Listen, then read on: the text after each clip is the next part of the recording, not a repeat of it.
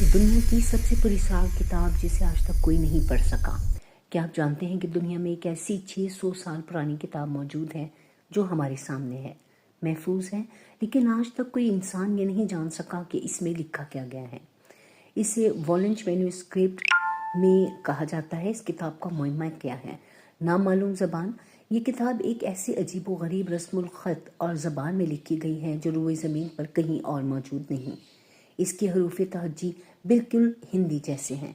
अजीब तस्वीर हैं। इसके 240 सफ़ात पर हाथ से बनी हुई रंगीन तस्वीर हैं। इनमें ऐसे पौधे दिखाए गए हैं जो दुनिया में कहीं नहीं पाए जाते। आसमानी सितारों के अजीब नक्श हैं और ऐसी तस्वीर हैं जिनमें छोटी इंसानी अशकाल को अजीब नालियों और टबों में नहाते दिखाया गया है।